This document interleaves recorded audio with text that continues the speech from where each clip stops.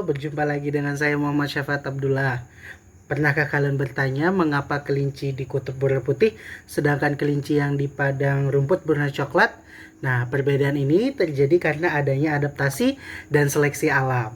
Kali ini kita akan memahaminya melalui lab virtual natural selection dari PET. 1. Mekanisme evolusi Darwin seleksi alam. Salah satu faktor yang dapat mengubah susunan genetik adalah mutasi, yang memungkinkan munculnya fenotipe baru. Selain itu, seleksi alam juga berperan penting, seperti contoh perubahan panjang leher jerapah menurut teori Darwin. Seleksi alam terjadi dalam sebuah ekosistem, di mana berbagai populasi saling bersaing untuk mendapatkan makanan atau ruang hidup. Dalam kondisi ini, alam akan menyeleksi siapa spesies yang lebih kuat, lebih tahan terhadap penyakit, dan mampu beradaptasi dengan perubahan lingkungan. Spesies yang memiliki keunggulan tersebut akan bertahan hidup dan bereproduksi, sedangkan spesies yang rentan akan punah. Seiring berjalannya waktu jutaan tahun, sifat gen atau alel yang menguntungkan akan terakumulasi. Hal ini akan membentuk karakter baru yang lebih adaptif, bahkan bisa sangat berbeda dari spesies asalnya. 2. Memahami mekanisme seleksi alam. Kupu-kupu Beston betularia memiliki variasi sayap cerah dan gelap. Sebelum revolusi industri di Inggris, jumlah kupu-kupu bersayap cerah lebih banyak daripada kupu-kupu bersayap gelap. Sebaliknya, setelah revolusi industri, kupu-kupu bersayap cerah jumlahnya menjadi lebih sedikit dibandingkan dengan kupu-kupu bersayap gelap. Menurutmu, mengapa hal demikian bisa terjadi? Kupu-kupu bersayap cerah menjadi lebih sedikit dibandingkan kupu-kupu bersayap gelap setelah revolusi industri. Dikarenakan kupu-kupu bersayap gelap lebih mudah beradaptasi dengan lingkungan, sehingga kupu-kupu bersayap gelap tidak mudah dikenali oleh predator. Adapun kupu-kupu bersayap gelap tidak mudah dikenali predator, sehingga lama-kelamaan jumlah kupu-kupu bersayap cerah semakin sedikit. Mari kita coba bereksperimen virtual seleksi alam melalui lab virtual natural selection dari PET. Jangan lupa salin tautan atau linknya ya. Salinlah terlebih dahulu tautan link PET-nya dengan menggunakan Google atau Google Chrome. Kemudian tekanlah tombol play. Tunggu hingga ada pilihan intro dan lab. Kemudian pilih dan tekan pada icon lab.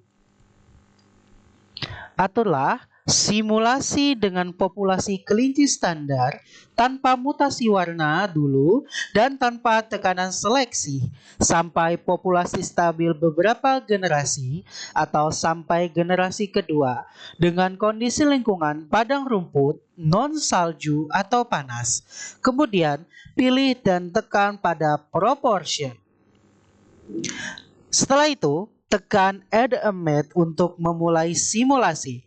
Kemudian tunggu hingga generasi kedua.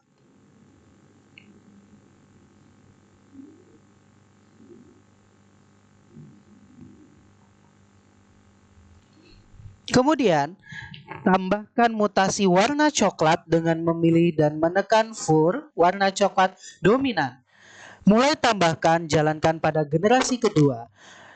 Di generasi ketiga akan muncul kelinci berwarna coklat. Pada generasi keempat, tekan icon pause untuk mencatat proporsi kelinci putih dan kelinci coklat. Terlihat tanpa arsiran di sini adalah milik kelinci putih dan yang memiliki arsiran di sini adalah kelinci coklat. Dan setelah itu, sebelum menjalankan kembali, pilih dan tekan Predator Wolves pada generasi keempat. Dan kemudian klik play kembali, biarkan simulasi berjalan sampai generasi ke-7.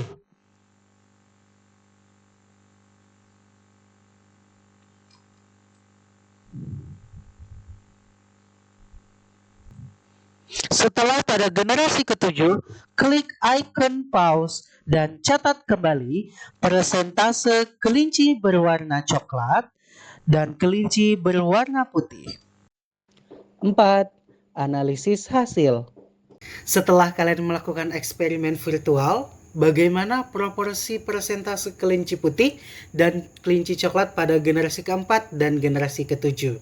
Mana yang lebih dominan antara kelinci putih atau coklat pada kedua generasi tersebut? Menurutmu, hal apa saja yang mempengaruhinya? Mari kita bahas bersama-sama ya hasilnya. Didapatkan untuk analisis hasil generasi keempat, persentase kelinci putih F4 91%, sedangkan persentase kelinci coklat F4 9%. Didapatkan pula untuk analisis hasil generasi ketujuh, persentase kelinci putih F7 21% dan persentase kelinci coklat F7 79%. Jawaban untuk analisis data. 1. Proporsi persentase kelinci putih dan coklat pada generasi keempat dan generasi ketujuh. Pada generasi keempat, kelinci putih 91% dan kelinci coklat 9%. Kemudian pada generasi ketujuh, kelinci putih 21% dan kelinci coklat 79%. 2. Mana yang dominan pada kedua generasi tersebut?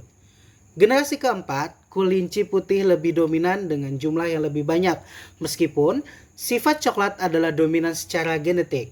Pada generasi ketujuh, kelinci coklat lebih dominan, populasinya meningkat tajam hingga mengalahkan jumlah kelinci putih. 3. Faktor yang mempengaruhi perubahan tersebut. Beberapa hal yang mempengaruhi perubahan proporsi warna kelinci adalah A. Mutasi genetik.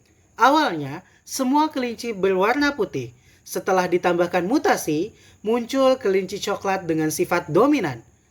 B. Seleksi alam, predasi oleh serigala.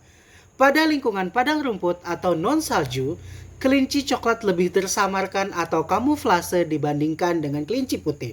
Akibatnya, serigala lebih mudah memangsa kelinci putih, sehingga populasi putih menurun drastis. C. Faktor lingkungan. Warna coklat lebih sesuai dengan habitat padang rumput, artinya memberikan keuntungan adaptif. D. Reproduksi. Kelinci coklat yang lolos dari predasi lebih banyak bereproduksi, sehingga gen coklat semakin menyebar dalam populasi. Jadi, dapat kita ketahui bahwa pada generasi keempat, kelinci putih masih mendominasi. Namun, ketika predator atau serigala ditambahkan, kelinci coklat menjadi lebih dominan pada generasi ketujuh. Hal ini menunjukkan peran seleksi alam dan kesesuaian warna rambut atau warna kelinci dengan lingkungan dalam menentukan kelangsungan hidup suatu spesies. 5. Kesimpulan dan refleksi. Nah, kesimpulannya, seleksi alam membuat individu dengan sifat adaptif bertahan dan mewariskan sifatnya sehingga mendorong terjadinya evolusi. Sekarang, coba kalian lakukan simulasi ini sendiri berdasarkan dugaan kalian masing-masing. Misalnya telinga panjang dan telinga pendek. Ketika lingkungan panas, mana yang lebih dominan? Atau mutasi gigi panjang dan gigi pendek. Ketika faktor lingkungan seperti makanan yang keras, mana yang lebih mendominasi? 6. Penutup. Terima kasih. Izinkan saya menyampaikan kata-kata bijak yang berkaitan dengan seleksi alam. Belajar dari seleksi alam bukanlah tentang siapa yang kuat yang dapat bertahan, melainkan siapa yang dapat beradaptasi dengan lingkungannya lah yang dapat bertahan. AAT 2025. Mohon maaf apabila terdapat salah kata. Sampai jumpa di lain kesempatan.